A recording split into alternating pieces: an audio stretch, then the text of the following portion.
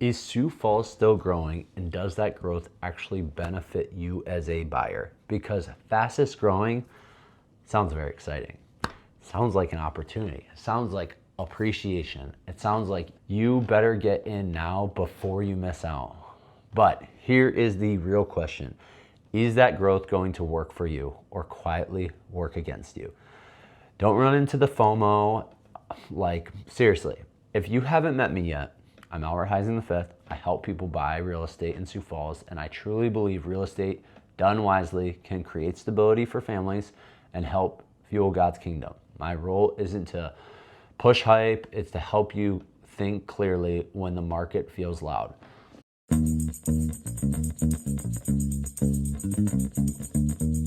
So today we're breaking down the fastest growing neighborhoods in Sioux Falls, and more importantly, how to evaluate them wisely instead of emotionally. Because here's one of the problems. When a buyer hears fastest growing, they assume automatically appreciation. Buy now. Wait a few years, equity climbs, resale is easy. But growth affects more than just home values. It affects property taxes, traffic patterns, school capacity, infrastructure timing, utility expansion, commercial development, future resale competition. Wow, that was a lot of things we don't think about. Growth should create stability for families, not chaos. Cities should expand intentionally and not recklessly. Sioux Falls is doing that.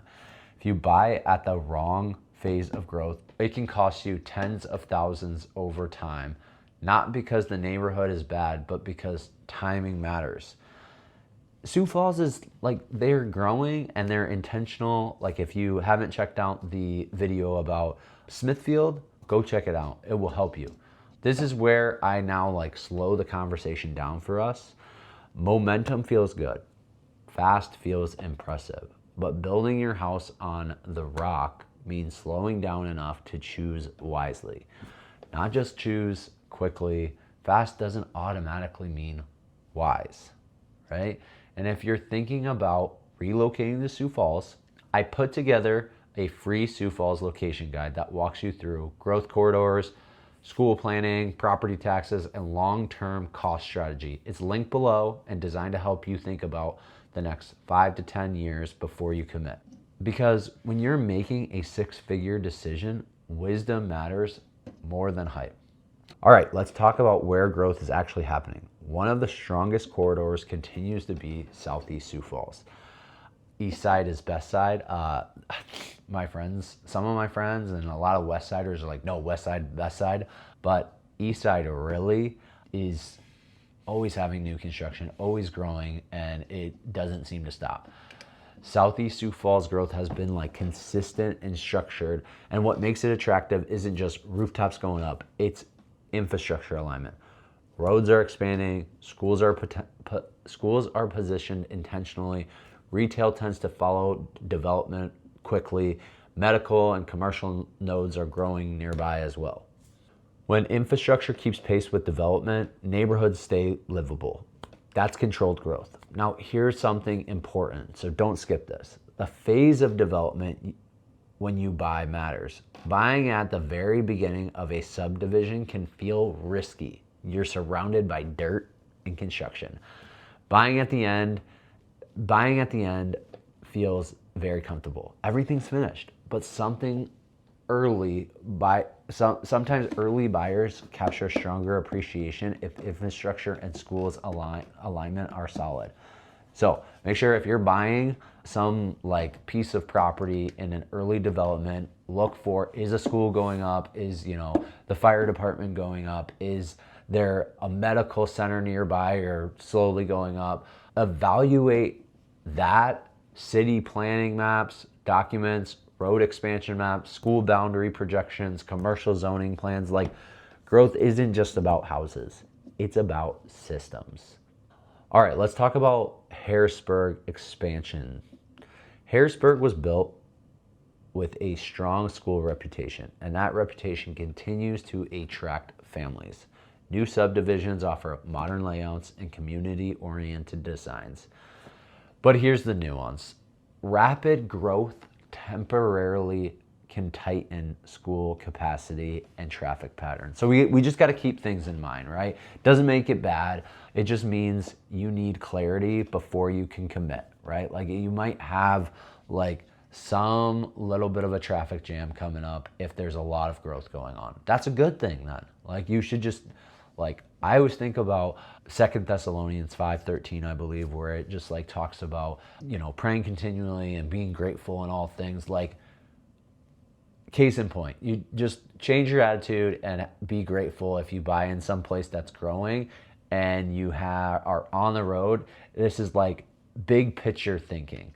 I worked with a relocation, a family who came here convinced they wanted the newest development possible. Brand new, latest finishes, fresh everything.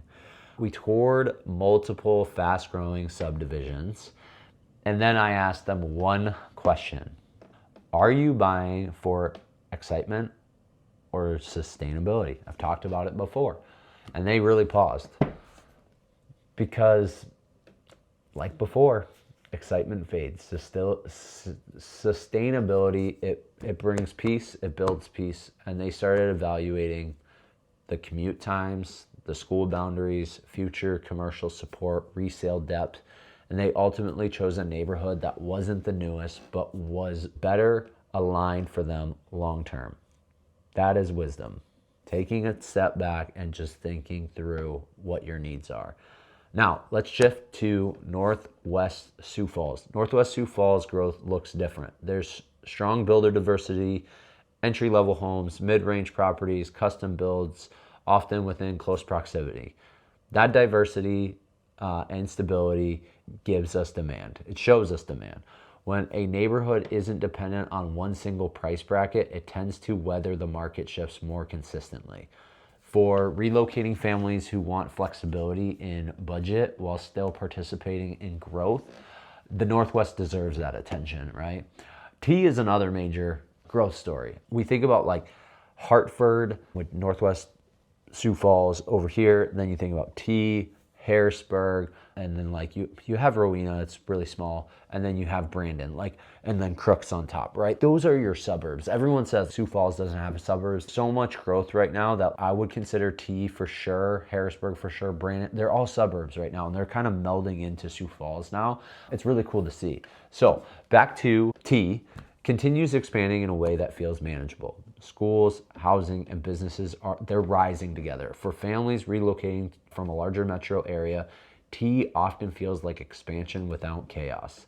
Now, here's something that I hear often from people is, what about property taxes in fast-growing areas? Two things. One is you gotta think about going out to vote. Like, I think voter turnout last year was like 20%.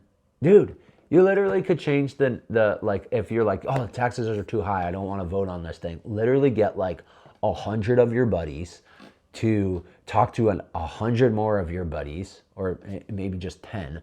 You probably win the vote right away.